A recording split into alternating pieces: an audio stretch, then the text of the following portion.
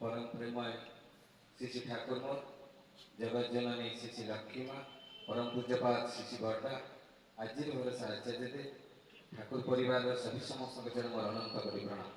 उपस्थित मोर प्रिय पूज्य परिचालक निरंजन दा सहप्रति ऋतिक देवता मंडली कर्मी मंडली गुरुभ्राता मातृमंडली छोट छोट पिला माने समस्त को मोर आंतरिक राय एवं जय गुरु जा हो बालिखंड अंचल गुरु भाई एवं माँ मान जो शिशु ठाकुर प्रति भल पाइबा उत्सव पालन ये उत्सव रे जो माने उपस्थित अच्छा पंचमहाजीवन इष्टभूत एवं जो माने अनुपस्थित अच्छा भी पंचमहाजीवन इष्टभूत हो समस्ते शांति स्वस्ति निरामय जीवन यापन करंतु दीर्घायु हंतु शतायु हंतु निरोग रुहंतु या ही परम पिता निकट प्रार्थना।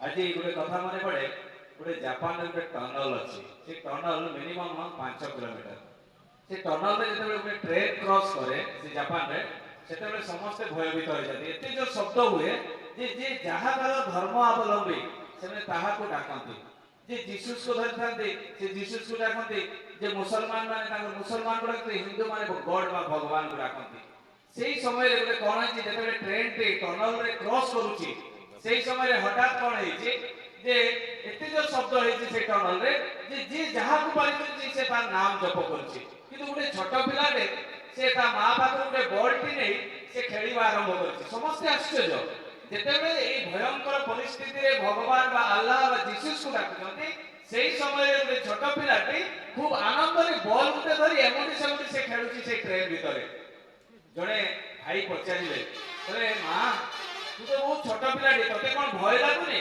कहले ना भय लागुनी काहे की भय लागुनी तू जे एते जो खेलुछु ट्रेन भितरे गोटे बॉल धरि कि ना तते कोन टिके भी भय लागुनी से कहले ना टिके भय काहे की से कहले जे ट्रेन चलाउछन्ति से किए जानि छथि पचार से भद्र व्यक्ति जनक जे कह मा से किए से होते मो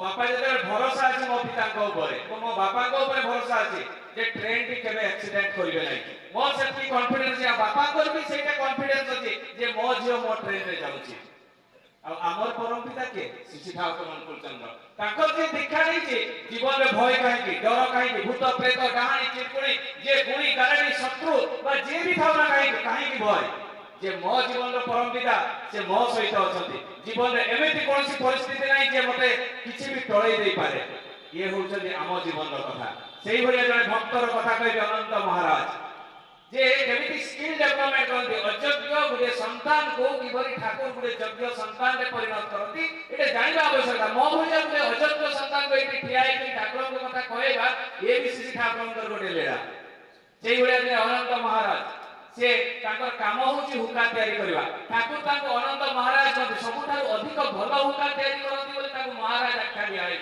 ठाकुर डाकते ए अनंत सुनिलो दौड़ी कि आछथि अनंत महाराज जेते अनंत महाराज दौड़ी कि आसिकिना प्रणाम करछथि ठाकुर को पाखरे ठाकुर कहते ए तू पंचानन दान सहित धर्म आलोचना करिबा पई जिवु आश्चर्य हो गेल अनंत महाराज बोले ठाकुर मु गुटे मूर्ख लोक पंचानंदा डबल में 18टा विषय पढ़ाई पारती ताको सहित मु धर्म आलोचना करिया पई जिवि मना करू नांती ठाकुर को किंतु ताकर दुर्बलता ठाकुर को पाखरे पदार्पण करूछन्ति जे ठाकुर मो ए माने पंचानन दास तो धर्म आलोचना करिबे नै एतो कष्टता करछन्ति से तो सीवी रमण को पाखरे कंटेम्पररी में जने साइंटिस्ट से भी हारि कि आछन्ति पंचानन दा पाखरे केते बड़ बड़ महापुरुष केते बड़ मुनि ऋषि ताको पाखरे हारि कि आछन्ति मु जने साधारण लोक पंचानन दा को से धर्म आलोचना करिबे एतिकी कथा जेते बेले कहउछन्ति ठाकुर कहउछन्ति स्वामी विवेकानंद को कथा स्वामी विवेकानंद चिकागो जाइथिले चिकागो जाई जेते बेले भाषण मारिले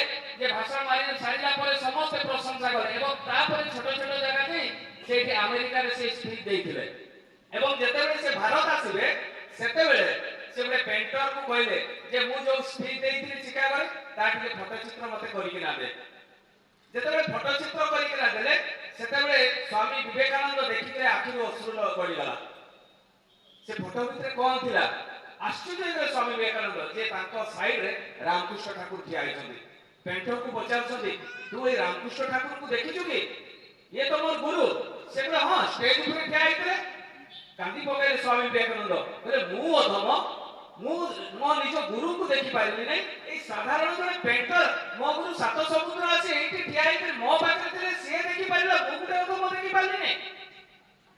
ଠାକୁର ଅନନ୍ତ ମହାରାଜକୁ କହୁଛନ୍ତି ତୁ ଏଥର ଯିବୁ, ମୁଁ ଅଛି ତୋ ସହିତ। କିନ୍ତୁ ଅନନ୍ତ ମହାରାଜ ରାଜି ନୁହନ୍ତି। କହିଲେ ଠାକୁର ମୁଁ ତ ମୂର୍ଖ ଲୋକ, ଆପଣଙ୍କର ହୁକାମ ନାହିଁ ଏବଂ ବଗିଚାରେ କାମ କରେ, ଏତେ ବଡ ଲୋକଙ୍କ ସହିତ ଧର୍ମ ଆଲୋଚନା କରିବା ପାଇଁ ଯିବି। ପୁଣି ଠାକୁର କହୁଛନ୍ତି ଯେ ଭୂପେନ୍ଦ୍ର କୁମାର ଘୋଷ କାଲନା ବର୍ଦ୍ଧମାନର ସେ 3 ବର୍ଷ ହେଲା ଦୀକ୍ଷା ନେଇଥିଲା ଏବଂ ଗୋଟେ ବଡ ଧର୍ମସଭା କରିବ କହୁଥିଲା। ଆଜିର ଭଳିଆ ଧର୍ମସଭା ନୁହେଁ, ସେତେବେଳେ ଧର୍ମସଭା ହଉଥିଲା ବେଳକୁ ବହୁତ ଲୋକ, ଲକ୍ଷ ଲକ୍ଷ ଲୋକ। ଆଜି ଯଦି କୋଉଠି ଡିସ୍କୋଡେନ୍ସ ହବ ଲୋକ ଗଦା ହେଇଯିବେ, ନାଚ ନାଚୁଣୀର ଡ୍ୟାନ୍ସ ହବ ଲୋକ ଗଦା ହେଇଯିବେ। କିନ୍ତୁ ବଞ୍ଚିବା ବଢିବା ଯୋଉଠି କଥା ହବ, ବଞ୍ଚିବା ବଢିବାର ମର୍ମର କଥା ଯୋଉଠି ହେବ ସେଇଠି ମଣିଷ ଆସିବେ ନାହିଁ। ମରିବା ପାଇଁ ମଣିଷ ଆସିଲେ ରାଜି, କିନ୍ତୁ ବଞ୍ଚିବା ପାଇଁ ରାଜି ନୁହେଁ। ତ ସେଇଠି ଯେତେବେଳେ ଗୋଟେ ଧର୍ମସଭା ବର୍ତ୍ତମାନ କାଲନାର ଭୂପେନ୍ଦ୍ର କୁମାର ଘୋଷ ଯେତେବେଳେ ଗୋଟେ କରିବା ପାଇଁ ଯେତେବେଳେ ଇଚ୍ଛା ପ୍ରକାଶ କଲେ ଠାକୁରଙ୍କ ପାଖରେ ନିବେଦନ କଲେ। ଠାକୁର ବୁଝଉଛନ୍ତି ଅନନ୍ତ ମହାରାଜକୁ ସ୍କିଲ୍ ଡେଭଲପମେଣ୍ଟ କେମିତି କରୁଛନ୍ତି ଆପଣ ଚିନ୍ତା କରନ୍ତୁ। ଜଣେ ଅଯୋଗ୍ୟ ମଣିଷକୁ କେମିତି ଯୋଗ୍ୟ ତିଆରି କରିବେ, ଏଇଟା ହଉଛି ଶ୍ରୀ ଠାକୁରଙ୍କର ଗୋଟେ ପ୍ରସିଦ୍ଧ ପ୍ରଣାଳୀ। ତ ଯାହା ବି ହଉ ଯେତେବେଳେ ସେ ଭୂପେନ୍ଦ୍ର କୁମାର ଘୋଷ ଆସି ନିବେଦନ କରୁଛନ୍ତି ଠାକୁରଙ୍କ ପାଖରେ, ଠାକୁର ମୁଁ ଗୋଟେ ଧର୍ମସଭା କରିବି, ବିଭିନ୍ନ ଧର୍ମାବଲମ୍ବୀର ଲୋକମାନେ ସେଠି ସ୍ପିଚ୍ ଦେବେ, କିନ୍ତୁ ସତ୍ସଙ୍ଗରୁ କିଏ ଯିବେ? ଏତିକି କଥା ଯେତେବେଳେ କହିଛନ୍ତି ସେତେବେଳେ କହିଲେ ଭୂପେନ୍ଦ୍ର କୁମାର ଘୋଷ, ଶରତ ଚନ୍ଦ୍ର ହାଲଦାର, ଜନାର୍ଦ୍ଦନ ବନ୍ଦୋପାଧ୍ୟାୟ, ଏଇମାନେ ଭୂପେନ୍ଦ୍ର କୁମାର ଘୋଷକୁ କହୁଛନ୍ତି ଠାକୁର ଏଇମାନେ ସବୁ ଯିବେ ଆଉ ଏଇମାନେ ଯାଇ ସେଇଠି ସ୍ପିଚ୍ ଦେବେ। ଠାକୁରଙ୍କୁ ପ୍ରଣାମ କରି ଗଲେ। ବିରାଟ ବଡ଼ ଆୟୋଜନ, ବିଭିନ୍ନ ଧର୍ମାବଲମ୍ବୀର ଲୋକମାନେ ସ୍ପିଚ୍ ଦେବା ଆରମ୍ଭ କରିଛନ୍ତି। ଲକ୍ଷ ଲକ୍ଷ ଲୋକ। ଏଇ ସବୁ ସରିଗଲା ପରେ ଯେତେବେଳେ ସତ୍ସଙ୍ଗର ଡାକରା ହେଲା ଯେ ଶରତ ଚନ୍ଦ୍ର ହାଲଦାର ସେ ଆସି ଏଇ ଠାକୁରଙ୍କ ବିଷୟରେ କୁହନ୍ତୁ, ଦେଖିଲା ବେଳେ ଶରତ ଚନ୍ଦ୍ର ହାଲଦାର ନାହାନ୍ତି। ଜନାର୍ଦ୍ଦନ ବନ୍ଦୋପାଧ୍ୟାୟଙ୍କୁ ଯେତେବେଳେ ଡାକାଗଲା, ଜନାର୍ଦ୍ଦନ ବନ୍ଦୋପାଧ୍ୟାୟ ନାହାନ୍ତି। ଭୂପେନ୍ଦ୍ର କୁମାର ଘୋଷ ଆଶ୍ଚର୍ଯ୍ୟ ହୋଇଗଲେ। କହିଲେ ଠାକୁର କଥା ଦେଇଥିଲେ କିନ୍ତୁ ଏମାନେ କେହି ଆସିଲେ ନାହିଁ, ଏଇଟା କରିବି କଣ? ନିଜେ ଭୂପେନ୍ଦ୍ର କୁମାର ଘୋଷ ଷ୍ଟେଜ ଉପରେ ଠିଆ ହେଲେ। ଠିଆ ହେଇକରି ଠାକୁରଙ୍କର ଆଇଡିଓଲୋଜି ଉପରେ ସ୍ପିଚ୍ ଦେଲେ। 2 ଘଣ୍ଟା ସ୍ପିଚ୍ ଦେଲେ। ଯୋଉଠି ସମସ୍ତଙ୍କୁ 30 ମିନିଟର ସମୟ ମିଳିଥାଏ ସେଇଠି ଭୂପେନ୍ଦ୍ର କୁମାର ଘୋଷ 2 ଘଣ୍ଟା ସ୍ପିଚ୍ ଦେଲେ। ସ୍ପିଚ୍ ଦେଇ ସାରିଲା ପରେ ତାଙ୍କ ମନଟା ବହୁତ ଦୁଃଖ। କହିଲେ ଠାକୁର କଥା ଦେଇ କଥା ରଖିଲେ ନାହିଁ। ଗୋ ବିଟୁଇନ୍ କଲେ, ଠାକୁରଙ୍କ ପାଖକୁ ଯିବି, ଏଇଟା ପ୍ରଶ୍ନ କରିବି। ଭୂପେନ୍ଦ୍ର କୁମାର ଘୋଷ ଯେତେବେଳେ ଏଇ ମିଟିଂ ବା ସଭା ଧର୍ମସଭା ସରିଗଲା, ସେ ବର୍ଦ୍ଧମାନରୁ ଟ୍ରେନ ଧରି ଆସିଲେ ଦେଓଗଡ଼କୁ। ଠାକୁରଙ୍କ ପାଖରେ ଅଳି କଲେ, କାନ୍ଦିକିନା ଅଳି କଲେ, ଠାକୁର ଆପଣ କଥା ଦେଇ କଥା ରଖିଲେ ନାହିଁ। ସେତେବେଳେ ଠାକୁର କହିଲେ ଏଇ ତୁ ଯେ 2 ଘଣ୍ଟା ସ୍ପିଚ୍ ଦେଲୁ, ଲୋକ ପିସ୍ ଅଫ୍ ସାଇଲେଣ୍ଟରେ ସବୁ ଶୁଣିଲେ, ଏଇଟା କଣ ମୁଁ ଜାଣେ ନାହିଁ? ସେତେବେଳେ ଭୂପେନ୍ଦ୍ର କୁମାର ଘୋଷ ଆଶ୍ଚର୍ଯ୍ୟ ହୋଇଗଲେ। କହିଲେ ଠାକୁର ଆପଣ ଏଇ କଥାଟା କେମିତି ଜାଣିଲେ? କହିଲେ ତୁ ପରା ମତେ କହୁ ପରମ ବ୍ରହ୍ମ ବ୍ରହ୍ମ ଏବଂ ଏ ବିଶ୍ୱ ବ୍ରହ୍ମାଣ୍ଡର ମାଲିକ, ତୁ ମତେ ଗୁରୁ ବୋଲି କହିବାକୁ, ତୁ କଣ ମତେ ଜାଣିପାରିଲୁ ନାହିଁ? ଭୋ ଭୋ ହେଇକରି ଭୂପେନ୍ଦ୍ର କୁମାର ଘୋଷ କାନ୍ଦି ପକେଇଲେ। ଏଥର ଅନନ୍ତ ମହାରାଜ କହିଲେ ଠାକୁର ଆପଣ ଯଦି ଅଛନ୍ତି ମୁଁ ଯିବି। ଅନନ୍ତ ମହାରାଜ ରାଜି ହେଲେ। ପଞ୍ଚାନନ ଦାଙ୍କ ସହିତ ଧର୍ମ ଆଲୋଚନା କରିବେ। ଗଲେ ପଞ୍ଚାନନ ଦାଙ୍କ ଘରକୁ। ଯାଇ ଯେତେବେଳେ ପହଞ୍ଚିଲେ, ପଞ୍ଚାନନ୍ଦା ଅନନ୍ତ ମହାରାଜକୁ ଅତିଥି ସତ୍କାର କଲେ, ବସାଇଲେ, ପଚାରିଲେ ଆପଣ କାହିଁକି ଆସିଛନ୍ତି? କହିଲେ ଆପଣଙ୍କ ସହିତ ଧର୍ମ ଆଲୋଚନା କରିବି। ଧର୍ମ ଆଲୋଚନା ଆରମ୍ଭ ହେଲା। 2 ଘଣ୍ଟା ଧର୍ମ ଆଲୋଚନା, ପ୍ରଶ୍ନ ଉପରେ ପ୍ରଶ୍ନ ପଞ୍ଚାନନ୍ଦା ପଚାରୁଥାନ୍ତି। ଅନନ୍ତ ମହାରାଜ ପୁରା ସବୁ କଥା ଶୁଣନ୍ତି। 2 ଘଣ୍ଟା ପରେ ଅନନ୍ତ ମହାରାଜ କହୁଛନ୍ତି ପଞ୍ଚାନନ୍ଦା ଆପଣ ମତେ ଏଇ ପ୍ରଶ୍ନଟା ପ୍ରଥମ ପଚାରିଲେ, ମଧ୍ୟ ଭାଗରେ ଏଇ ପ୍ରଶ୍ନଟା ପଚାରିଲେ, ଆଉ ଶେଷରେ ଏଇ ପ୍ରଶ୍ନ, ଏଇ 3ଟା ପ୍ରଶ୍ନର ସାମଞ୍ଜସ୍ୟ କଣ ମତେ ଟିକେ କୁହନ୍ତୁ। କହିଲେ ଏଇ କଥାଟା ସାଙ୍ଗେ ସାଙ୍ଗେ କହିଦେବି, ପଞ୍ଚାନନ୍ଦା କହୁଛନ୍ତି। କିନ୍ତୁ ପଞ୍ଚାନନ୍ଦା 5 ମିନିଟ୍ ଚାଲିଗଲା କିନ୍ତୁ କହିପାରୁନାହାନ୍ତି। 2 ଘଣ୍ଟା ଚାଲିଗଲା କହିପାରୁନାହାନ୍ତି। ସେ ଦିନଟା ଚାଲିଗଲା କହିପାରୁନାହାନ୍ତି। ଅନନ୍ତ ମହାରାଜ କହୁଛନ୍ତି ମୁଁ ଆପଣଙ୍କ ଘରେ ଅଛି, ଯେତେ ଦିନ ପର୍ଯ୍ୟନ୍ତ ଏ ପ୍ରଶ୍ନର ଉତ୍ତର ଦେଇପାରିବେନି ମୁଁ ଆପଣଙ୍କ ସହିତ ରହିବି। 3 ଦିନ ପରେ ଗୋଟେ ପ୍ରଶ୍ନର ଉତ୍ତର ଦେଲେ, ତାର 5 ଦିନ ପରେ ଆଉ ଗୋଟେ ପ୍ରଶ୍ନର ଉତ୍ତର ଦେଲେ, ତା 7 ଦିନ ପରେ ଆଉ ଗୋଟେ ପ୍ରଶ୍ନର, ମାନେ 3ଟା ପ୍ରଶ୍ନର ଉତ୍ତର ଦେବା ପାଇଁ 15 ଦିନ ଲାଗିଗଲା। 15 ଦିନ ପରେ ପଚାରୁଛନ୍ତି ଅନନ୍ତ ମହାରାଜକୁ ଆପଣଙ୍କର କ୍ୱାଲିଫିକେସନ କଣ? କହିଲେ ମୁଁ 6 କ୍ଲାସରେ ପାଠ ଛାଡ଼ି ଦେଇଛି। ଆଶ୍ଚର୍ଯ୍ୟ ହେଇଗଲେ ପଞ୍ଚାନନ୍ଦା। କହିଲେ ଗୋଟେ 6 କ୍ଲାସ ଗୋଟେ ପିଲା ପାଖରେ ମୁଁ ହାର ମାନିଲି? ମୋ ପାଖରେ କେତେ ବଡ଼ ହାଇ ଏଜୁକେଟେଡ ପ୍ରଫେସର, ଇଞ୍ଜିନିୟରରୁ ଆରମ୍ଭ କରିକି ବଡ଼ ବଡ଼ ସାଧୁ ସନ୍ନ୍ୟାସୀ, ଧର୍ମାବଲମ୍ବୀ ବହୁତ ଗୁରୁ ମୋ ପାଖରେ ହାର ମାନିଛନ୍ତି, କିନ୍ତୁ ଦେଖିଲା ବେଳକୁ ଏଇ 6 କ୍ଲାସ ଜଣେ ପଢିଥିବା ପାଠ ତା ପାଖରେ ହାର ମାନିଗଲି। ଆଶ୍ଚର୍ଯ୍ୟ ହେଇଗଲେ ପଞ୍ଚାନନ୍ଦା। ପଚାରିଲେ ତୁମର ଗୁରୁ କିଏ? ଶ୍ରୀ ଠାକୁର ଅନୁକୂଳ ଚନ୍ଦ୍ର। କହିଲେ ମୁଁ ଦୀକ୍ଷା ନେବି। ପଞ୍ଚାନନ୍ଦା ଦୀକ୍ଷା ନେଇଥିଲେ। ତାପରେ ଏଇ ହେଉଛନ୍ତି ଶ୍ରୀ ଠାକୁର ଅନୁକୂଳ ଚନ୍ଦ୍ର। ଆଜି ଆମେ ଯେମାନେ ବି ଦୀକ୍ଷା ନେଇଛେ, ଦୀକ୍ଷା ନେବା ସମୟରେ ଆମ ଅବସ୍ଥା କ'ଣ ଥିଲା ଆଉ ଆଜିର ପରିସ୍ଥିତି କ'ଣ ଅଛି, ଆମେ ଯଦି ନିଜକୁ ନିଜେ ବିବେଚନା କରିବା ଦେଖିବେ ଆମ ଭିତରେ କିଛି ନା କିଛି ଉନ୍ନତି ହେଇଛି। ଆଉ ସେଇ ଉନ୍ନତିଟା ଭଲ ମନ୍ଦ ଚିନ୍ତା କରିବାର ଗୋଟେ ଶକ୍ତି ଜାଗ୍ରତ ହେଇଛି ଆମ ଭିତରେ। ସାଧାରଣ ମଣିଷ ଅପେକ୍ଷା ଆମେ ବହୁତ ଉନ୍ନତତର। ଯେଉଁମାନେ ଦୀକ୍ଷା ନିଅନ୍ତି ନା ଠାକୁରଙ୍କର ବିଧାନଟିକୁ ପାଳନ କରନ୍ତି ନିଜ ଜୀବନ ଚରିତ୍ରରେ, ସେମାନେ ସାଧାରଣ ବ୍ୟକ୍ତି ତ ନୁହନ୍ତି। ଆଉ ଯେଉଁମାନେ ସ୍କୁଲରେ ଆଡମିସନ ହେଇକି ପାଠ ପଢନ୍ତି ନାହିଁ ତାଙ୍କ ଜୀବନଟା ନର୍କ ତୁଲ୍ୟ। ମାନେ ଦୀକ୍ଷା ନେଇକରି ଯେ ଠାକୁରଙ୍କର ବିଧାନଟାକୁ ପାଳନ ନ କରେ ସେ ସ୍କୁଲରେ ପ୍ରତ୍ୟେକ ଦିନ ଠାକୁର କହିଲେ ସ୍କୁଲରେ ଆଡମିସନ କଲେ ତାକୁ ଛାତ୍ର କୁହାଯାଏ ନା, ପାଠ ପଢିବା ପାଇଁ ପଡେ। ପାଠ ପଢିଲେ ୟୁନିଭର୍ସିଟି ସାର୍ଟିଫିକେଟ ଦିଏ, ଆଉ ପାଠ ନ ପଢିଲେ ଫେଲ ହୁଏ। ଆଉ ଆମେ ଜୀବନଟାକୁ ଫେଲ କରିଛେ ନା ପାସ୍ କରିଛେ ନିଜକୁ ନିଜେ ବିବେଚନା କରନ୍ତୁ। ସତ୍ସଙ୍ଗ କୌଣସି ଅଲଗା ସଂସ୍ଥା ନୁହେଁ। ଆମେ ବହୁତ ଲୋକ ଚିନ୍ତା କରନ୍ତି ଯେ ବହୁତ ଲୋକ କୃଷ୍ଣଙ୍କର ଦୀକ୍ଷା ନେବା, କିଏ ଯୀଶୁଙ୍କର ଦୀକ୍ଷା ନେବା, କିଏ ମୁସଲିମ ଦୀକ୍ଷା ନେବା, ଏମିତି ସବୁ ଦୀକ୍ଷା କଥା କହନ୍ତି। ସତ୍ସଙ୍ଗ କୌଣସି ଧର୍ମ ଏକ, ଧର୍ମ ଅନେକ ନୁହେଁ। ଠାକୁର ନିଜେ କହିଲେ, ଏମିତି ବି ଶାସ୍ତ୍ରରେ କୁହାଯାଇଛି ଧର୍ମ ଏକ ଅନେକ ନୁହେଁ, ମତ ଅଲଗା ଅଲଗା ହେଇପାରେ। ଠାକୁର ଏଇ କଥାଟା କହିଛନ୍ତି। ତାହେଲେ ଆମେ ଯୋଉ ଧର୍ମ, ଆମର ଧର୍ମଟା କ'ଣ ଏଇଟା ଆମକୁ ବୁଝିବା ଦରକାର। ଆମର ଧର୍ମ ହଉଛି ପିତା ହିସାବରେ ମୋର କର୍ତ୍ତବ୍ୟ କ'ଣ, ସେଇଟାକୁ ଯଦି ମୁଁ ଠିକ ଠିକ ପାଳନ କରେ ସେଇଟା ହଉଛି ମୋ ଧର୍ମ। ସ୍ତ୍ରୀ ଉପରେ ମୋ କର୍ତ୍ତବ୍ୟ କ'ଣ, ତାକୁ ଯଦି ଠିକ ଠିକ ପାଳନ କରେ ତାହେଲେ ମୁଁ ଧର୍ମଟାକୁ ପାଳନ କରୁଛି।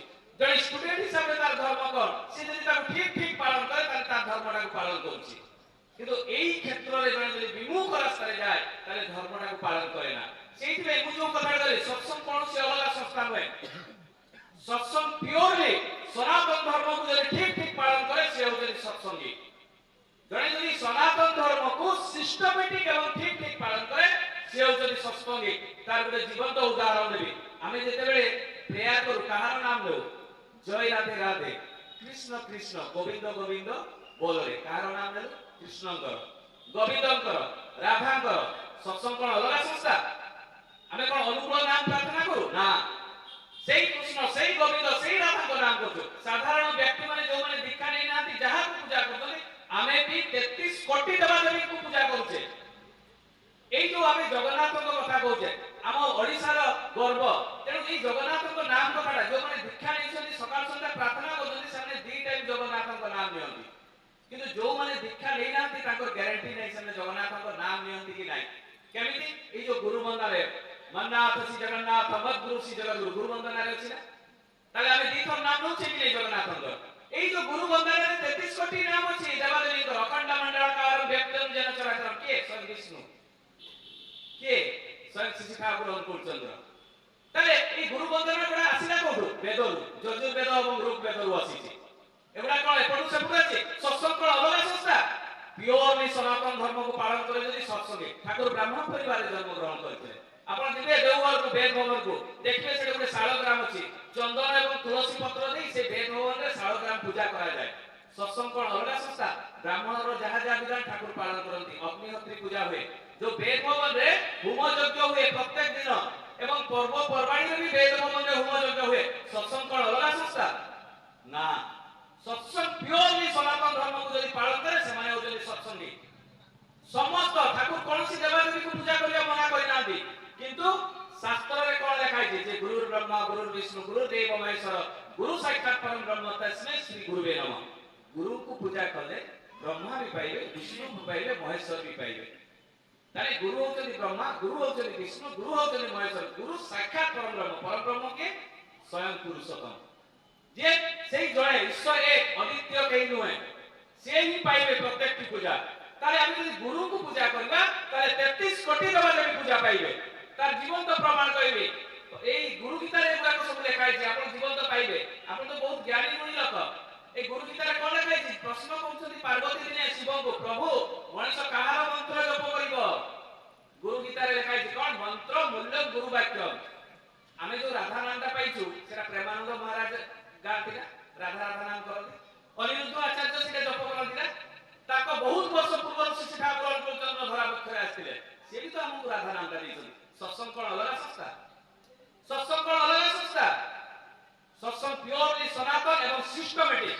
ଗୋଟେ ନାରୀର କର୍ତ୍ତବ୍ୟ କ'ଣ, ଗୋଟେ ପୁରୁଷର କର୍ତ୍ତବ୍ୟ କ'ଣ, ଗୋଟେ ବାଳକର କର୍ତ୍ତବ୍ୟ ନିଟ୍ ଆଣ୍ଡ କ୍ଲିନ୍। ଆମେ ରାଧା ରାଧା କରି ନାଚୁନା, ଝିଅ ପୁଅ ମିଶିକରି ଦଳି ଖେଳୁନା। ଆମେ ଗୋଟେ ଝିଅର ମର୍ଯ୍ୟାଦାକୁ ସମ୍ମାନ ଦଉ। ସତ୍ସଙ୍ଗ ସେ ଝିଅ ବା ପୁରୁଷର ମର୍ଯ୍ୟାଦା ଦିଏ। ସେଇଥିପାଇଁ ତ ଫୁଲ ଫିଲର of the best Shri Thakur ଅନୁକୂଳ ଚନ୍ଦ୍ର, ତାଙ୍କ ଠାରୁ ଆଉ କେହି ବି ନୁହେଁ। କାହିଁକି ସେ ଯୋଉ ବିଧାନଟା ଦେଇଛନ୍ତି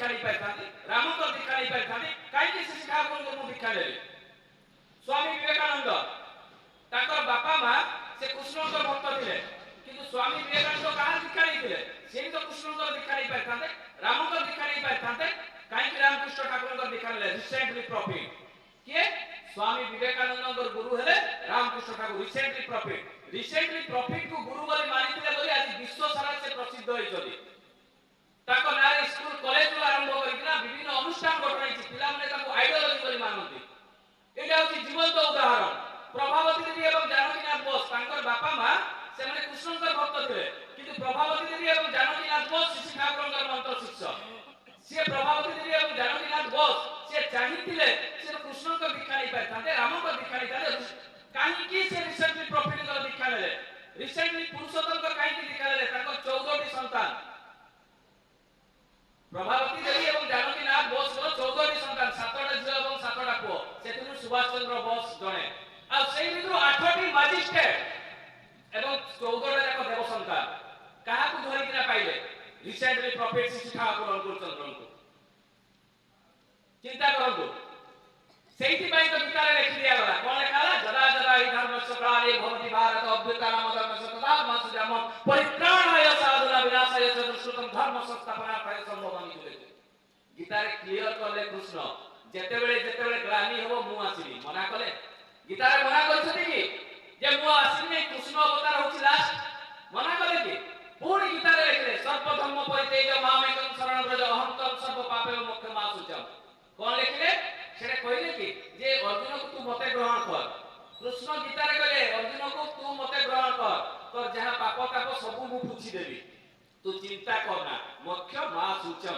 माने तू आ चिंता करना मु तोर सब पाप ताप पूछि देबी ताले राम को छाड़िका कथा कहले कि कृष्ण राम को छाड़िका कथा कहले ना कृष्ण को जदि से अनुसरण करंती अर्जुन ताले तांकर जो पूर्व अवतार गुडा कहते से माने पूजा पाइबे कच्छप अवतार मत्स्य अवतार बरा अवतार नरसिंह अवतार स्वयं राम समस्त पूजा पाइबे आमे जदि गुरु को पूजा करू तांकर पूर्व अवतार सेही कच्छप अवतार मत्स्य अवतार नरसिंह अवतार राम कृष्ण जीसु मोहम्मद रसूल चैतन्य महाप्रभु समस्त पूजा पाइबे आमे जदि ठाकुर को पूजा करबा ता बोले अन्य केही पूजा पाइबे ता नुहे गुरु को पूजा करे 33 कोटी देवादेवी पूजा पाइबे ताले चिंता करंतु जे गुरु रिसेंटली प्रॉफिट को काहे धरबा जीवन तो शास्त्र रो पुराण धरबी काहे की शिक्षा पुराण चंद्र को मु दीक्षा लेबी जने जने प्रश्न करे गोटे शास्त्र रो उदाहरण देबी सेई दिन कृष्ण एवं रुक्मिणी बसी थांती रुक्मिणी प्रश्न करजती जे प्रभु हनुमान तो तुम परम भक्त काहे तुमको दिने भी तो प्रणाम करिया पय आसिला नै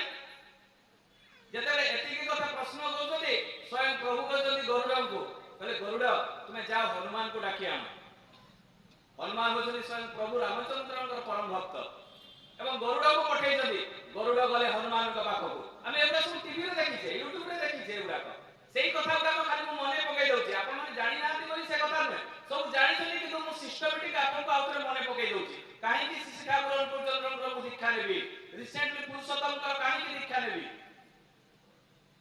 तो सेही जेतबे गरुड़ जाइछथि हनुमान को निमंत्रण करिया पई जे कहउछथि प्रणाम करी कहउछथि जे हनुमान स्वयं विश्व ब्रह्मांडर मालिक स्वयं कृष्ण आपन को डाकिछथि ताको दर्शन करिया पई आसंतु जेतबे एतिकी कथा कहिछथि से सेतबे मोर जीवन रो कांडारी होछथि प्रभु रामचंद्र मोर भगवान होछथि प्रभु रामचंद्र मु कोन ताकू छाडी मु कृष्ण को पाकू जीवी नाही मना कर देले गरुड़ आसिले गरुड़ आसी स्वयं प्रभु को कहउछथि जे प्रभु जे हनुमान आपन को दर्शन करिया पई आसीबले कृष्ण पचारछथि गरुड़ को काहे की जेतबे प्रश्न करछथि सेतबे कहछथि प्रभु मु कहिली विश्व ब्रह्मांडर मालिक स्वयं कृष्ण तुमको डाकिछथि तुमे दर्शन करिया पे आस अरे सेठी तो तू भूल कर देलु तू आउ थरे जा कहिबु तोर जे प्रभु तोर जे मालिक से के जन्म रे आछथि ताको दर्शन करिया पे आ त सेतेबेले कहछथि जे प्रभु मु कोन आउ हनुमान पाकु जाई परिबि मु जदी आउ थरे जाय ए कथा कोए काले मिछ भाई कर मते पिटी पिटा दिए से मु मरि जिवि काहे कि ता बळ सामने मोर किछि आ शक्ति नाही से तो रुद्र अवतार स्वयं शिवकर अवतार आमे समस्त जानिछे ता सामने गरुड़ के सेते प्रभु को जदी मु अछि तो सहित तू जा हनुमान गले हनुमान पाकु गले गरुड़ पहुंची प्रणाम कले प्रणाम करी डरी डरी कहउछथि जे हनुमान ଯିଏ ତୁମର ବିଶ୍ୱ ବ୍ରହ୍ମାଣ୍ଡର ମାଲିକ ଯିଏ ପ୍ରଭୁ ସ୍ୱୟଂ ରାମଚନ୍ଦ୍ର ଏ ଜନ୍ମରେ ଜନ୍ମଗ୍ରହଣ କରିଛନ୍ତି ତମେ ତାଙ୍କୁ ଦର୍ଶନ କରିବା ପାଇଁ ଆସ। ସେତେବେଳେ ସେ କହୁଛନ୍ତି ଯେ ଥରେ ଆସିଲୁ ତୁ କୃଷ୍ଣ କଥା କହିଲୁ, ଥରେ ଆସିଲୁ ରାମ କଥା କହିଲୁ, ମୋର ଇଚ୍ଛା ହେଲେ ଯିବି। এই কথাটা কইলে গরুড় আসলে, গরুড় আসি সেই প্রভুଙ୍କୁ সে আসিকিনা সেই কথা কইলে যে কেতেবেলে না কেতেবেলে তার ইচ্ছা হলে সে আসিবে। দিনে হনুমান আসিଛନ୍ତି প্রভু শ্রীকৃষ্ণଙ୍କୁ দর্শন করিয়া ପାଇଁ। যেତେବେଳେ দর্শন করিয়া ପାଇଁ আসিଛନ୍ତି, যেତେବେଳେ ପହଞ୍ଚିକିନା ସେ ରାଜ ଦରବାର ଭିତରକୁ ପଶିବା ପାଇଁ ବି ଦ୍ୱାରପାଳ ଅଟକଉଛି, ତାଙ୍କୁ କିଏ ଅଟକେଇବ? ଟିକେ ହାତଟା ଇଏ କରିଦେଲା ବେଳକୁ ସେ ଦ୍ୱାରପାଳ ପଡ଼ିଗଲା। ତା ପାଖରେ ଶକ୍ତି କାହିଁ? ସିଧା ପଶିଗଲେ ସେ ରାଜ ଦରବାର ଭିତରେ, ବସିଛନ୍ତି ରୁକ୍ମଣୀ ଏବଂ ସ୍ୱୟଂ ପ୍ରଭୁ କୃଷ୍ଣ। ତାଙ୍କୁ ଆଉ ପ୍ରଣାମ କରୁନାହାନ୍ତି ହନୁମାନ। ଯେତେବେଳେ ପ୍ରଣାମ କରୁନାହାନ୍ତି ସେଇ ସମୟରେ କୃଷ୍ଣ ସ୍ୱୟଂ ପ୍ରଭୁ କହୁଛନ୍ତି ହନୁମାନ ତମେ କଣ ମତେ ଚିହ୍ନି ପାରିଲ ନାହିଁ? ସେତେବେଳେ ସେ କହୁଛନ୍ତି ପ୍ରଭୁ ମୁଁ ତ ଦେଖୁଛି ଆପଣ ସ୍ୱୟଂ କୃଷ୍ଣ, ହେଲେ ଭଲ ଭାବରେ ଦେଖ। ଯେତେବେଳେ ଭଲ ଭାବରେ ସ୍ୱୟଂ ହନୁମାନ ଦେଖୁଛନ୍ତି ସେତେବେଳେ ସେଇ କୃଷ୍ଣଙ୍କର ଶରୀର ଭିତରେ ରାମଙ୍କ ସ୍ୱରୂପ ଦେଖାଯାଉଛି।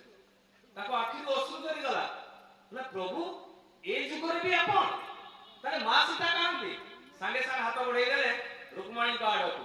ଯେତେବେଳେ ପ୍ରଭୁ କୃଷ୍ଣ ରୁକ୍ମଣୀଙ୍କ ଆଡକୁ ହାତ ବଢେଇ ଦେଲେ ସେତେବେଳେ ମା ସୀତାଙ୍କର ଦର୍ଶନ ଦେଖିଲେ ରୁକ୍ମଣୀଙ୍କ ଭିତରେ।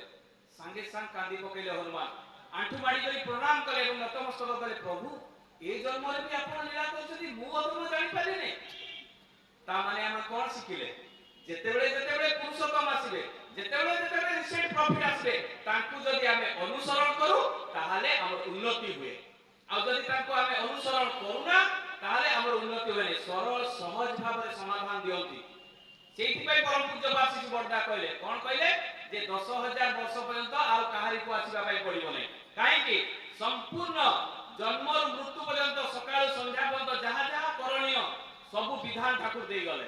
ଆଉ କିଛି ଆବଶ୍ୟକତା ପଡିବନି। ତାକୁ ଯଦି ଠିକ ଭାବରେ ପାଳନ କରନ୍ତି ତାହେଲେ ଜୀବନ ସାର୍ଥକ ହେଇଯାଏ। ଏଇ ଜନ୍ମରେ ଆମେ ଡାଇରେକ୍ଟ ଶ୍ରୀ ଠାକୁରଙ୍କୁ ପାଇଛେ। ଆମେ କୌଣସି ବଣ ଜଙ୍ଗଲରେ ତପସ୍ୟା କରିନି ହଜାର ହଜାର ବର୍ଷ। ସେତେବେଳେ ତ ମୁନି ଋଷି ମାନେ ତପସ୍ୟା କରୁଥିଲେ। ଆଜି ଦାଦା ମାନେ ଆସିକିନା ସରଳ ଭାବରେ ଦୀକ୍ଷା ଦେଲେ। ଦୀକ୍ଷା ଦେଲା ପରେ ଏଇ ନାମଟି ପାଇଛେ। ଆଉ ଏଇ ନାମଟା ଯଦି ଆମେ ଠିକ ଭାବରେ ଜପ ନ କରିବା ତାହେଲେ ଲାଭ କଣ ହବ? ଆଉ ଆମେ ଭାବୁ ସତ୍ସଙ୍ଗରେ ଆମେ ଯୋଉ ଦାଦା ମାନେ ଦୀକ୍ଷା ଦେଲା ବେଳେ ଯୋଉ ବିଧାନ ଗୁଡାକ କୁହନ୍ତି ସେଇଗୁଡାକ ବୋଧେ ଠାକୁରଙ୍କର କାମ। এই ব্রহ্ম মুহূর্তে উঠিবা, ইষ্টবৃত্তি দেওয়া, এগুলো কৌশি ঠাকুরঙ্কর কাম নুহে। এগুলা গোটে গোটে মেডিটেশন, এগুলাক গোটে গোটে মেডিটেশন। এগুলাক যে করে সে নিরোগ রুহে, সুস্থ রুহে এবং উন্নত ধরনের মনুষ্য তৈরি হুয়ে। কিন্তু আমি করু না। তেমন তো আজ লগাই বসত দীক্ষা নেলা পরে কি হসপিটালে 5,000 4,000 টাকা মাসে মেডিসিন খাওছে। কাহিঁকি? আজ অটা ব্যথা, কালি গোড় ব্যথা, কালি দুনিয়া ব্যথা, কালি দুনিয়া ক্যান্সার, কালি হার্ট প্রবলেম, কালি কিডনি প্রবলেম। এটা কাহিঁকি? আমি করু না। এই মেডিটেশন গুলা ঠাকুর যে বিধানটা দেলে সেই ভলিয়া গোটে গোটে মেডিটেশন সেন্টার সাইন্টিস্ট মানে খুলিଛନ୍ତି প্রত্যেক সহରରେ। সাইন্স পিলা মানে খুলিଛନ୍ତି। সকাଳୁ গলে কোন করନ୍ତି? গোটে লিকুইড দিଅନ୍ତି ଛତୁଆର ଖାଇବା ପାଇଁ। ତାପରେ কোন କରନ୍ତି? এক্সারসাইজ କରାନ୍ତି। ତାପରେ ଆସିଲା ବେଳେ গোটে ପ୍ରୋଟିନ ପାଉଡର গোটে ଏକ ଠିପି ଦିଅନ୍ତି। ମାସରେ 7,000 ଟଙ୍କା ନିଅନ୍ତି। এই এক্সারসাইজটা କରିବା ପାଇଁ ମାସରେ 7,000 ଟଙ୍କା ନିଅନ୍ତି। ଠାକୁରଙ୍କୁ ଯଦି ଫ୍ରି ରେ ଦେଇଦେଲେ, ଆମେ କିନ୍ତୁ କରୁନା। কোন দেলে বিধান? যে ব্রহ্ম মুহূর্তে উঠিবা। ব্রহ্ম মুহূর্তে উঠিলে লাভ কোন? আয়ু বৃদ্ধি হুয়ে। जो माने गधरा 7टा 8टा 10टा बेले उठती तार आयु कमी जाए। से माने आलस्य परायण होती, कोनोसी काम रे दक्ष होती ना। तेणु ब्रह्म मुहूर्त रे उठिले केते पॉजिटिव जिंस अछि। ब्रह्म मुहूर्त रे उठी कोन करबा? नाम ध्यान करबा। नाम ध्यान कले कोन हो? ए मुंड भितरे पिट्यूटारी एवं पिनाइल ग्लैंड अछि। ए मुंड भितरे पिट्यूटारी एवं पिनाइल ग्लैंड अछि। जेतेबेले हम नाम ध्यान करू, जे अंधारे नाम ध्यान करबा कथा। ए जो मेलाटोनिन खरिते हुए पिट्यूटारी ग्लैंड, पिनाइल ग्लैंड एवं पिट्यूटारी ग्लैंड 9 प्रकार। जेतेबेले हम ठाकुरଙ୍କର जो चक्रपट ता भितरे आमे जेतेबेले नाम ध्यान करू देखिकिना सेतेबेले हमर ए आज्ञा चक्र भितर दे जो पिट्यूटारी एवं पिनाइल ग्लैंड अछि मेलाटोनिन खरिते हुए एवं 9 प्रकार रस खरिते हुए। ए मेलाटोनिन सहित 9 प्रकार जेतेबेले रस मिश्रित हुए सेतेबेले हमर ब्रेन सेल डेवलप हुए, स्मरण शक्ति बढ़े, स्नायु गुडा तो दुर्बल हुए ना, आखिर पावर 40 वर्ष पर जो कमी जाय सेगुडा को कमे ना। एई बळे 40 प्रकार बेनिफिट अछि। आपण YouTube रे मानिबे जे नाम ध्यान कले कोन बेनिफिट हुए जानि पारिबे। ताले चिंता करू हम नाम ध्यान की करू ना। लॉस कार हुए ठाकुरंकर कोन? एगो कोन ठाकुरंकर काम? एगड़ा होछि हमर निजे बंचिबा बढ़िबार काम। ठाकुर विधान देले धर्म माने बंचिबा बढ़िबा। बंचिबा बढ़िया पई जहा जहा करणीय ठाकुर सेही विधान गुडा देले मेडिटेशन। आ ए मेडिटेशन गुडा को हमें करू ना। हमें भाव मते ठाकुरंकर काम, ठाकुरंकर किछि फायदा हबो। हमें बुझी पारू ना। तापरे कोन करबा? नाम ध्यान कर सारा पर सत अनुज्ञा पाठ करवा सत अनुज्ञा बहुत लोग जानती नहीं कि करती भी नहीं दिनटे 3 थर करवा दरकार मु अक्रदी मु अमानी निरस कामन बजी बसी एटा काहे करबा मु अक्रदी क्रोध करिवि नहीं ठाकुर पाखे संकल्प करी प्रत्येक दिन मु अमानी मानी माने अमानी हेबि नहीं एटा ठाकुर पाखे संकल्प करी जदि दिनटे 3 थर करू ए 6टा रिपु हमर कंट्रोल हुए काम क्रोध मोह मद माश्चर्य ए 6टा रिपु हमर कंट्रोल हुए किंतु आमे करूना आमे एकरा तो करूना तापर कोन ठाकुर विधान देले जेते बेले आमे सत अनुज्ञा पाठ कर सारिबा तापर प्रणाम करिना इष्टबुद्धि देबा इष्टबुद्धि पांचटा महायज्ञ देवयज्ञ ऋषियज्ञ पितृ मातृयज्ञ भूयज्ञ एवं गृहयज्ञ एटा যদি বিশ্লেষণ ভাবে কোয়া যায় বহুত সময় দরকার ঘন্টারে তেণু এই যে পাঁচটা মহাযজ্ঞ ভিতরে সম্পূর্ণ সাধনা কমপ্লিট আছে দেবযজ্ঞ মানে এই যে আমি হোম কুণ্ড করিকিনা পূজা করু এই পূজারে চরু বা ব্রাহ্মণ মানে যে করন্তি ডাকিকিনা আমি করো গুড়ে গ্রহ পূজা হো ঘর প্রতিষ্ঠা হো যাহা বি হো আমি হোম কুণ্ড লেখা করি সে খরচ কেতে हुए 10000 কিন্তু টঙ্কাটা ইষ্টবুদ্ধি দউছে সেইটরে আমার সেই যজ্ঞ সম্পূর্ণ হচ্ছে তাহলে চিন্তা করুন দেবযজ্ঞ ঋষি যজ্ঞ কোন মু গোটে ব্রাহ্মণ পিলা মোর গোত্র হচ্ছে আত্মীয় গোত্র মোর ঋষি কি আত্মীয় ঋষি মু যেতবে গুরুଙ୍କୁ ইষ্টবুদ্ধি দেলি ইষ্টবুদ্ধি কোনসি টঙ্কা নহে ইষ্টবুদ্ধি মন্ত্র লেখা আছে তুমরি ভগর লাগি ইষ্টবুদ্ধি ভগ পয়সা কেবে কইবে নাই জনে বালি দেলে বি ঠাকুর পাইছন্তি জনে আমরা কি মুর্মু টাটার সে দিনে ইষ্টবুদ্ধি ভুলি যাইছন্তি তাকর জাহিরা পূজা আছে আদিবাসী লোক সে যেতবে জাহিরা পূজারে বসিছন্তি সে হান্ডিয়া ধরিছন্তি হান্ডিয়া ভোগ দউছন্তি তাকর জাহিরারে দেলা বেলে কইছে আরে মু তো আজ ইষ্টবুদ্ধি দেইনি ঠাকুরଙ୍କ জীবন দলিলা ঠাকুর থিবা সময়ের কথা কস্তুরী মুর্মু তাকর না বেলে বেলে তাকর নাম আমার মনে পড়ে না সে জনে সহপতি ঋত্বিক ଥିଲେ তো সে যেতবে সে হান্ডিয়া ভোগটাকে ধরি ইষ্টবুদ্ধি মন্ত্র করে দিছন্তি যেতবে সে হান্ডিয়া ভোগটাকে ধরি ইষ্টবুদ্ধি মন্ত্র করে যেতবে বহুত দিন পরে যাইছন্তি ঠাকুরଙ୍କୁ দর্শন করিয়া ପାଇଁ ঠাকুর কইছে এই তু আর কিছু পাইলুনি মু সেদিন পুরা মাতি মাতি রই ধীরে দিন সারা কিছু খাইনি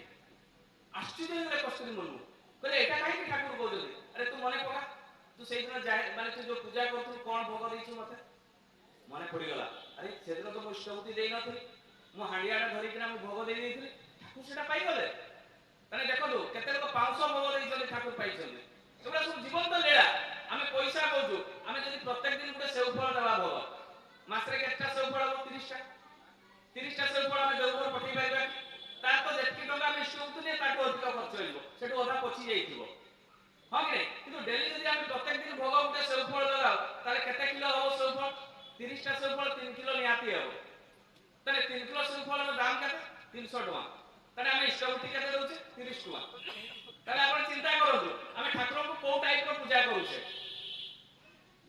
তাহলে এই ইষ্টবুদ্ধি দেই সারিলা পরে তারপরে কোন আছে মাতৃ এবং পিতৃ যজ্ঞ মাতৃ পিতৃ যজ্ঞ কোন ইষ্টবুদ্ধি দেলে তিনি পুরুষ পর্যন্ত আমার পিতৃকুল পালতি আমার পিতৃদোষ জীবনে লাগবে বহুত লোক কোদি যে ব্রাহ্মণ মানে কোদি আরে তোর পিতৃদোষ লাগছে তুই গোটে পূজা করা নলে তোর সব অকাল হয়ে যাব তুই নষ্ট হয়ে যাব কিন্তু जो মানে ঠিক ঠিক ইষ্টবুদ্ধি দিয়ନ୍ତି জীবন সারা তার পিতৃদোষ লাগিব নাই তারপরে কোন আছে ভূযজ্ঞ মানে গরু গাই ছেড়ি মেঢা এই মানে যে দান কালি গোটে গ্রহ খারাপ আছে শনি গ্রহ লাগিছে আমি কুয়াকু বা গাইকু অসুস্থ সময়ে দীপ যাচ্ছে না নাই কিন্তু ইষ্টবুদ্ধি যদি ব্রহ্ম মুহূর্তে জনে যাচ্ছে তাহলে সেটা বি আমার দরকার নাই তাহলে দেখুন গ্রহ দোষରୁ মুক্তি মিলুছে তারপরে নৃযজ্ঞ কোন অতিথি দেব ভব আমি কোন বালক ভোজন করুছে ব্রাহ্মণ ভোজন করুছে বিভিন্ন ভাই মানকু ভোজন করুছে যদি ইষ্টবুদ্ধি গুরুଙ୍କୁ আমি দউছে সেই ভোজনটা বি হই যাচ্ছে তাহলে চিন্তা করুন তাহলে ইষ্টবুদ্ধিরে কেতে বেনিফিট আছে কিন্তু আমি সেটা বুঝিবা পাই নারাজ তারপরে ইষ্টবুদ্ধি দেই সারিলা পরে তারপরে কোন আছে করিবা ইষ্টবুদ্ধি দেই সারিলা পরে তারপরে আমি প্রার্থনা কলে কোন বেনিফিট আছে আমি जो ताली मारिले हार्ट रो प्रॉब्लम हुए ना सेटा ଗୋଟେ एक्सरसाइज मेडिटेशन सबुडा को मेडिटेशन हार्ट माने ब्लड ब्लॉकेज हुए ना ब्लड क्लॉटिंग हुए ना ए ताली मारिले ए नार गुडा एठी जो अछि सब नार गुडा को एठी हार्ट अछि किडनी अछि लिवर अछि एम जदि हम प्रेशर दो ताले एटा ଗୋଟେ एक्सरसाइज हो जाए तो हम जतरे ताली मारू सेतेबेले भी हमर ଗୋଟେ एक्सरसाइज हो जाए जे एटा करे प्रत्येक दिन ताली मारी करे तार किडनी लिवर बा किछि प्रॉब्लम होनी हार्ट रो प्रॉब्लम होनी কিন্তু আমি করু না প্রার্থনা আমার সময় নাই আমি ভাববো দেবতা করছো ঠাকুরଙ୍କର কাম তারপরে ইষ্টবুদ্ধি দেই সারলা পরে এই প্রার্থনা করে সারিলা পরে তারপরে আমি বাণী পাঠ করিবা কোন বাণী পাঠ করিবা সত্যানুসরণ নারী নীতি বা অন্যান্য যে বই আছে ইষ্ট প্রসঙ্গ নানা প্রসঙ্গ কথা প্রসঙ্গ যাহা যাহা ঘরে বই আছে আলোচনা প্রসঙ্গ যে যাহা পাইলা সে বই গুড়া পড়িব সেটা কোন লাভ আছে আমার জ্ঞান হবে তারপরে আমি কোন করিবা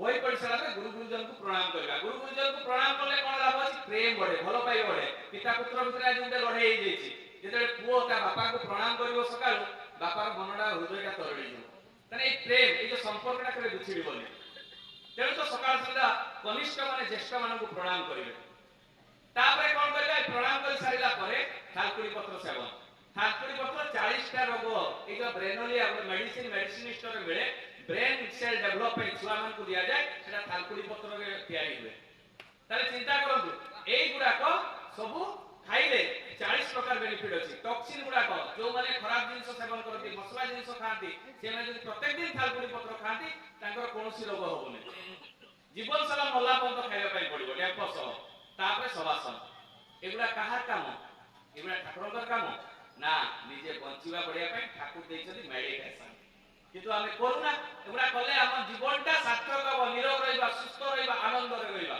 किंतु आमे करूना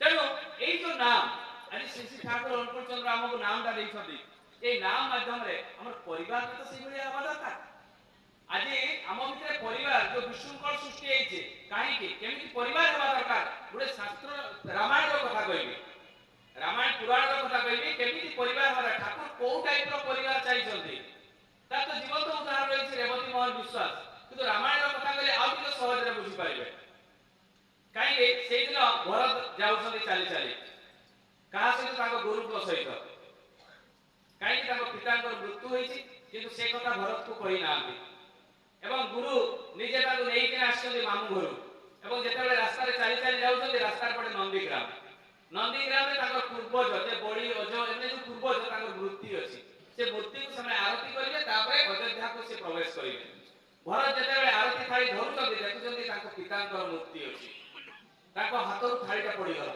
एवं भव भय करे कांदिले कहले गुरुदेव मो पितांकर मृत्यु केतेबेले हला सेतेबेले से कहले ए किछि दिन आगु काहे कि हला कहले तुम मां दीटा बर चाहिथिले एवं सेई बर गुडा जे तुमे राजा हबो एवं रामचंद्र वनवास करिवे एवं सेई बरटा मागी सारिला परे तुम बापा रामक चिंता रे जे से वनवास पड़े से चिंता रे मृत्यु वरण कले भरत सीधा आश्चर्य पड़ी गले दौड़िले सीधा मां का पाखो को कैकेयी का पाखो को जाई कि ताको पाद तळे पड़ी जाई के कहले मां देवता भलिया मो भाई ताको तुमे बण को पठेइ देलो माने चिंता करंतु केते गुरुत्वपूर्ण कथा काहे कि परिवार पारिवारिक कथा कहूची आज जदि भाई भाई भितर गुटे हाते जमी पई हणा कटा केस माली मोकदमा होची किंतु राजांकर राज सिंहासन भरत को दिया आइची किंतु भरत नेबा पई नाराज मार पाद धरि किना कहउछथि मो भाई देवता भलिया ताको तुमे बण को पठेइ देलो से राजगादी रे बसिबा लोक आ तुमे ताको बण को पठेइ देलो एई भलिया काहे कि कलो देखो रामायण रो हमें रामायण पढ़े के मुखस्त कर दैछे जे जेते प्रश्न पचार दउची प्रवचन सुनछे हमें टीवी रे यूट्यूब रे पुराण भागवत सब गीता सब मुखस्त पढ़ी गई से उई भी खाई गला बोले गीता भागवत सब किंतु देखला बळे आचरण नाही रामायण लाभ कोन ठाकुर आचरण चाहिछथि निज जीवन चरित्र रे ताकर विधानटा पालन करबा सिखा हुए एठी कोन से एटे पांजी पुथी बा एई सब पढिबार कोनसी जिंस नाही रामकृष्ण ठाकुर गुटे छोटा उदाहरण देबी आमे जो भगवान देवता बहुत गुडा देवता को आमे पूजा करू यार गुटे जीवंत उदाहरण देबी पूरा एग्जांपल सह मु देबी काहे कि एगुडा को मुंड भितर बाहर करबा दरकार रामकृष्ण ठाकुर कालीकर परम भक्त थिले से काली छोड़ा काली पूजा करू नथिले एवं से समाई दे जाउतले काली भितर निज हाथ रे कुओतले काली को से एभलिया जड़े परम भक्त ताको गुरु होतली ततापुरी से आसीकिना जतले देखिले जे रामकृष्ण से समाई दे जाउछे पूजा पसारे किंतु ये जे पुरुषोत्तम विश्व ब्रह्मांडर मालिक गुरु निजे जानि छथि किंतु मनीष नर शरीर आछथि तांकर तो लीला से कोन कले पाखरे थिला बडे काच खंड सीधा काली मांकर मुंडटा काटी देले काली मांकर मुंडटा काटी साला परे रामकृष्ण को नेई करी पळे आसिले आसिला कले तू नाम रो साधना कर एवं नाम रो साधना जेते बेले कले रामकृष्ण रो रामकृष्ण ठाकुर हेले आमे भी से बेले पूजा पसा विधि विधान रे बाती जाइछे किंतु मनीष सेवा आमे करूना ठाकुर मनीष सेवा कथा कहितली ठाकुर मनीष सेवा कथा कहितली नर सेवा करितली से बेले कहले पुरे मनीष पई मु साम्राज्य त्याग कर देबी एई कथाटा ठाकुर कहितली किंतु आमे सेइटा न करी कि ना आमे खाली पूजा पसा विधि विधान सत्संग आनंद बजार खाइ कि ना सब सारि दउजे किंतु लोकंक सहित संपर्क आज खराब हे जाइछि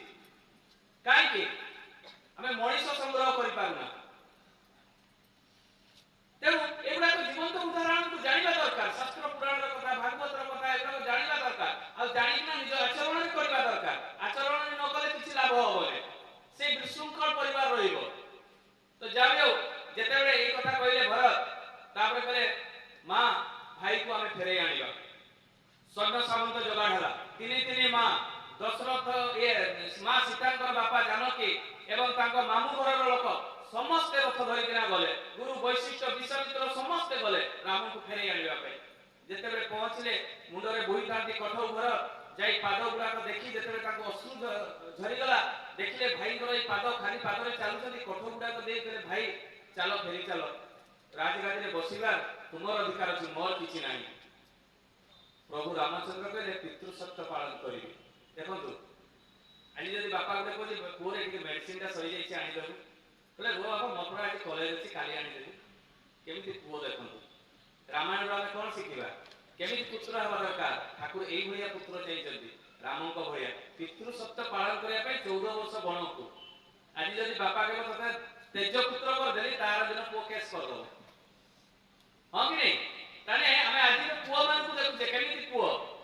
ତାପରେ ଫେରି ଆସିଲେ ଭରତ ଫେରି ଆସିବା କିଛି ଦିନ ପରେ କୈକେୟୀ ମା ଦେଖୁଛନ୍ତି ଛାତ ଉପରେ କିଏ ଗୋଟେ ଝିଅ ପିଲାଟି ବୁଲୁଛି। ଯେତେବେଳେ ସେ ଭାବିଲେ ଯେ ତ କୌଣସି ସୈନ୍ୟ ସାମନ୍ତ ନଥିବ, କୌଣସି ଦାସଦାସୀ ନଥିବ, ଛାତ ଉପରେ ବୁଲୁଛି କିଏ? ଯାଇଛନ୍ତି ଯେତେବେଳେ ଛାତ ଉପରକୁ ଉଠି ପଡିଲେ, ଉଠିକିନା ଦେଖୁଛନ୍ତି ସୁତକୀର୍ତ୍ତି ଏବଂ ମାଣ୍ଡବୀ, ଭରତଙ୍କ ସ୍ତ୍ରୀ ଏବଂ ଶତ୍ରୁଘ୍ନଙ୍କ ସ୍ତ୍ରୀ, ଦି ଜଣ ଯାକ ଛାତ ଉପରେ ଅଛନ୍ତି। କହିଲେ ମା ତମେ କାହିଁକି ଏଇ ଛାତ ଉପରେ ବୁଲୁଛ? କହିଲେ ମୋ ସ୍ୱାମୀ ଶୋଇ ନାହାନ୍ତି। ଯଦି ଶୋଇ ନାହାନ୍ତି ତୁମେ ରୁମକୁ ଯାଅ। ସେ କହିଲେ ନାଇଁ ଏଇଠି ନାହାନ୍ତି। ଏଇଠି ନାହାନ୍ତି ମାନେ? କହିଲେ ରାଜ ଦରବାରରେ ସେମାନେ ନାହାନ୍ତି। କହିଲେ ନାଇଁ। ତାହେଲେ ଗଲେ କୋଉଠି? ସେ କହିଲେ ନନ୍ଦୀଗ୍ରାମରେ ଅଛନ୍ତି। ନନ୍ଦୀଗ୍ରାମରେ କରୁଛନ୍ତି କଣ? ସେ କହିଲେ ଯୋଉ ଦିନ ପ୍ରଭୁ ରାମଚନ୍ଦ୍ର ମାନେ ଭାଇ ରାମଚନ୍ଦ୍ରଙ୍କୁ ଫେରାଇ ଆଣିବା ପାଇଁ ଯାଇଥିଲେ, ଯେତେବେଳେ ରାମଚନ୍ଦ୍ର ଆସିଲେ କହିଲେ ଯେ ସେ ସେଇ ଦୃଶ୍ୟଟାକୁ ଦେଖି ବକଳ ପିନ୍ଧିବା ଖାଲି ପାଦରେ ଚାଲିବା ପ୍ରଭୁ ରାମଚନ୍ଦ୍ରଙ୍କର ଏଇ ଦୃଶ୍ୟଟାକୁ ଦେଖିଲି ସେ ଚିନ୍ତା କଲେ ଯେ ଭାଇ ଯେମିତି ରହିଛନ୍ତି ମୁଁ ବି ସେମିତି ରହିବି। ନନ୍ଦୀଗ୍ରାମରେ ଗୋଟେ କୁଡ଼ିଆ ଘର କରି ସେଇଠି ରାଜ ଦରବାରର କାମ କରୁଛନ୍ତି। ଆଶ୍ଚର୍ଯ୍ୟ ହେଇଗଲେ କୈକେୟୀ, କହିଲେ ତୁମ ଗଲୁନି ତୋ ସ୍ୱାମୀ ପାଖରେ ରହିବା ପାଇଁ। ସେତେବେଳେ ଦେଖନ୍ତୁ କେତେ ଗୁରୁତ୍ୱପୂର୍ଣ୍ଣ କଥା କହିଛନ୍ତି ଯେ ମୋ ସ୍ୱାମୀ କହିଛନ୍ତି ଘରେ ତିନିଟା ମା, ତାଙ୍କ ସେବାରେ ଯେମିତି ବିମୁଖ ନ ହୁଏ। ଏମିତି କଣ ବୋହୂ ମିଳିବେ? ଆଜି ବୋହୂ ଭିତରେ ତ ବେଶୀ ଝଗଡ଼ା, ବେଶୀ କଳି। ଠାକୁର କେମିତି ଶାଶୁ ବୋହୂ ଚାହିଁଛନ୍ତି, କେମିତି ପିତା ପୁତ୍ର ଚାହିଁଛନ୍ତି, କେମିତି ମାନେ ଆମର ପଢାପଢି ଚାହିଁଛନ୍ତି। ଏ ରାମାୟଣରୁ ଏଇ କଥା ଗୁଡାକ ଶିଖିବାର ଆବଶ୍ୟକତା ରହିଛି। କଣ ଆମ ପରିବାରରେ ଏଇଭଳିଆ କୌଣସି ବିଶୃଙ୍ଖଳା ଅଛି କି? ଆମେ ଠାକୁରଙ୍କୁ ଧରିକିରା ତାପରେ ଯଦି ବିଶୃଙ୍ଖଳା ରହିଛି ତାହେଲେ ଆମର ଅଧମ ଛଡା ଆମେ ଆଉ କେହି ନୁହେଁ। ପୁଣି କୈକେୟୀ କହିଲେ ମୁଁ ମୋ ପୁଅକୁ ଦେଖା କରିବା ପାଇଁ ଯିବି। ରାତିରେ ସୈନ୍ୟକୁ ଡକେଇଲେ।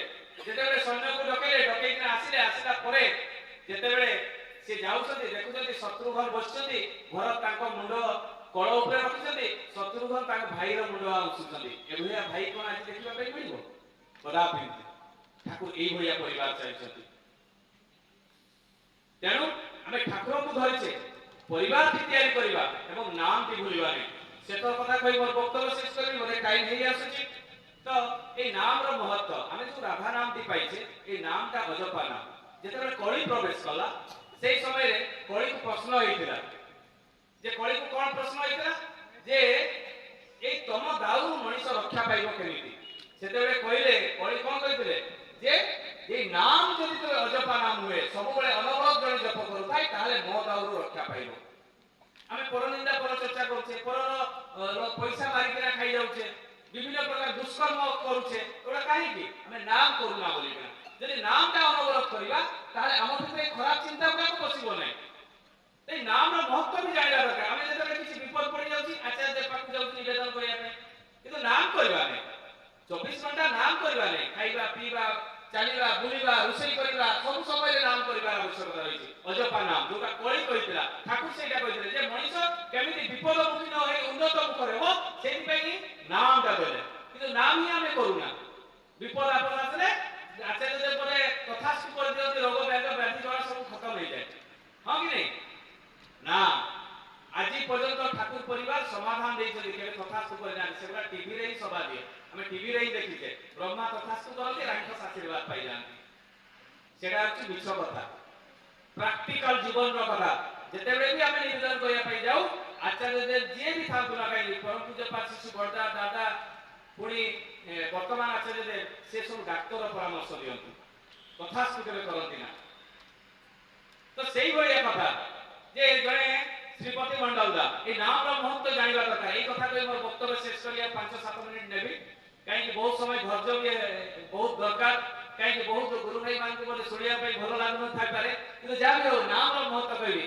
ଶ୍ରୀପତି ମଣ୍ଡଳ ଦା ଟିପୋବାଲା ଲୋକ, ପାଠ ପଢି ନାହାନ୍ତି, ସେ ଠାକୁରଙ୍କର 3 ବର୍ଷ ହେଲା ଦୀକ୍ଷା ନେଇଛନ୍ତି, ପ୍ରତ୍ୟେକ ମାସ ସତ୍ସଙ୍ଗ କରନ୍ତି ଏବଂ ତାଙ୍କର ବଂଶର ବା କୁଳର ଯୋଉ ଭାଇମାନେ ସେମାନେ କୁଳଗୁରୁର ଦୀକ୍ଷା ନେଇଛନ୍ତି ଏବଂ ଯୋଉ କୁଳଗୁରୁର ଦୀକ୍ଷା ନେଇଛନ୍ତି କୁଳଗୁରୁ ବର୍ଷରେ 3-4 ଥର ଆସନ୍ତି ଏବଂ 3-4 ଥର ଆସି କୁଳଗୁରୁ ତାଙ୍କ ଘରକୁ ଆସିଲେ ତାଙ୍କ କୁଳଗୁରୁର ମାନେ ତାଙ୍କ ବଂଶର ଭାଇମାନେ ତାଙ୍କ ପାଦ ଧୋଇ ଦିଅନ୍ତି।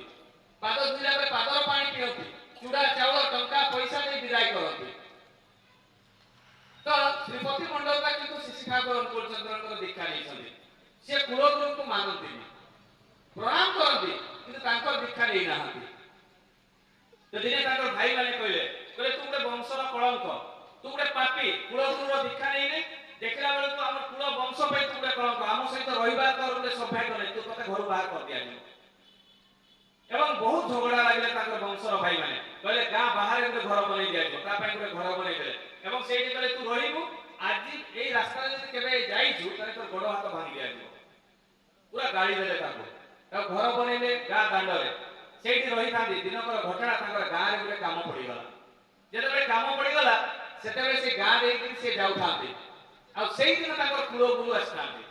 ତାଙ୍କ ଭାଇମାନେ ଜାଣିପାରିଲେ ଯେ ଶ୍ରୀପତି ଏ ରାସ୍ତାରେ ଆସୁଛି, ଭାଇମାନେ ଦୌଡ଼ିକିନା ଆସି ତା କଲର ଧରି ପକେଇଲେ। ଆଉ ତତେ ପୁରା ମନା କରାଯାଇଥିଲା ଯେ ତୁ ଏ ରାସ୍ତାରେ ଯିବୁନି ବୋଲିକିନା, ତୁ ଆଜି ଆସିଲୁ କାହିଁକି?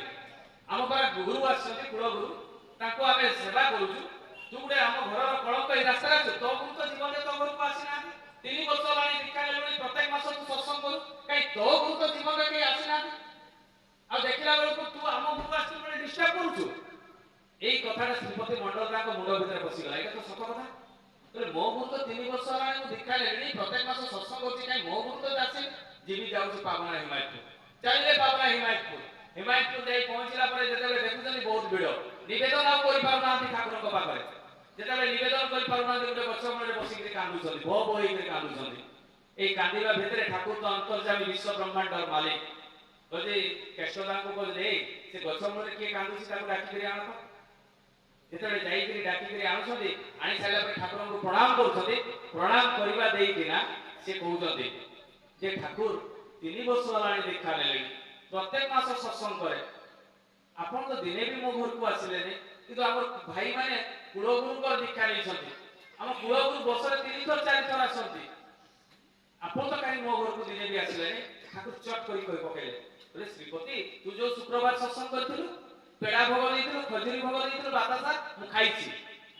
ଶ୍ରୀପତି ମଣ୍ଡଳ ତାଙ୍କ ଆଖିରୁ ଲୁହ ଗଡ଼ିଗଲା, କହିଲେ ଠାକୁର ଏ କଥା ଆପଣ କେମିତି ଜାଣିଲେ?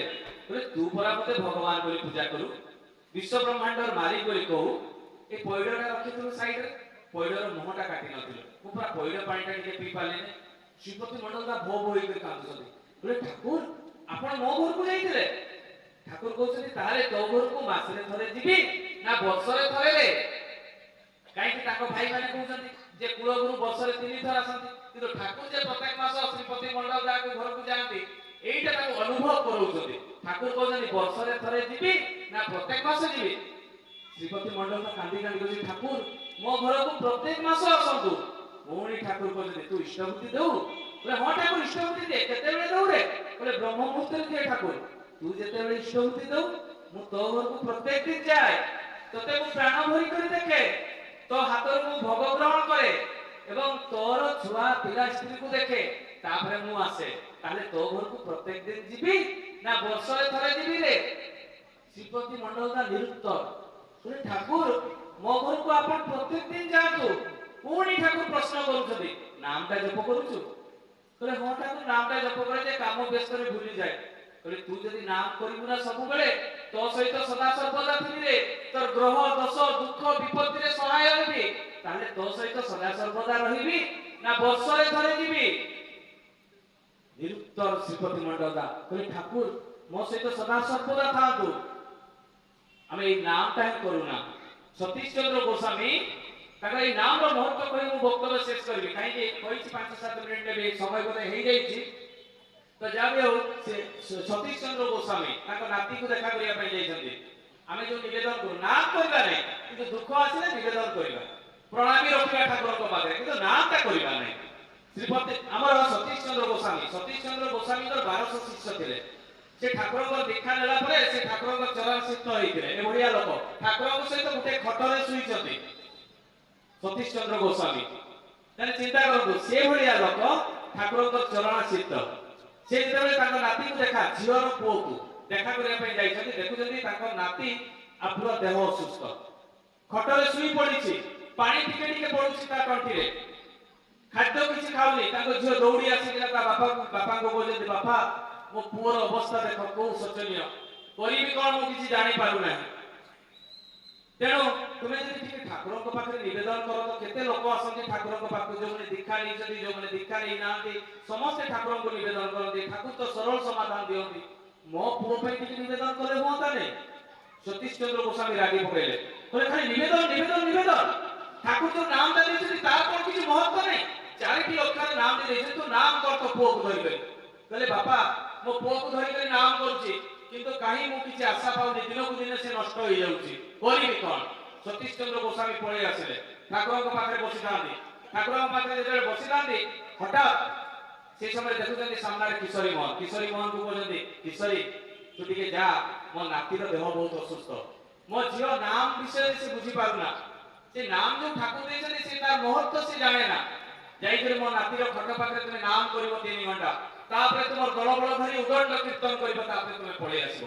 କିଶୋରୀ ମୋହନ ଦଳବଳ ଧରି ଗଲେ ସତୀଶ ଚନ୍ଦ୍ର ଗୋସ୍ୱାମୀଙ୍କର ଝିଅ ଘରକୁ, ଯାଇ ସେଠି ନାମ କଲେ 3 ଘଣ୍ଟା ନାମ କରି ସାରିଲା ପରେ ତାପରେ ଉଦଣ୍ଡ କୀର୍ତ୍ତନ ଆରମ୍ଭ ହେଲା।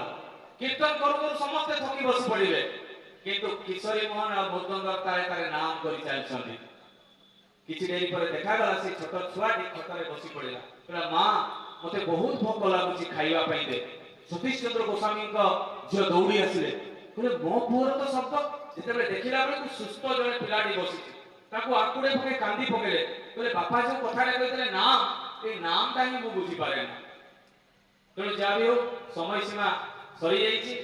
ଏଇଠି ଯୋଉମାନେ ଉପସ୍ଥିତ ଅଛନ୍ତି ଅନୁପସ୍ଥିତ ଅଛନ୍ତି ସମସ୍ତଙ୍କର ପଞ୍ଚମହାଜୀବନ ନିଷ୍ଠିତ ହଉ, ସମସ୍ତେ ଶାନ୍ତି ସ୍ୱସ୍ତି ନିରାମୟ ଜୀବନ ଯାପନ କରନ୍ତୁ, ଦୀର୍ଘାୟୁ ହୁଅନ୍ତୁ, ସଦାୟୀ ହୁଅନ୍ତୁ, ନିରୋଗ ରୁହନ୍ତୁ, ଏହା ହିଁ ପରମ ପିତାଙ୍କ ପାଖରେ ନିବେଦନ। ଜୟ ଗୁରୁ।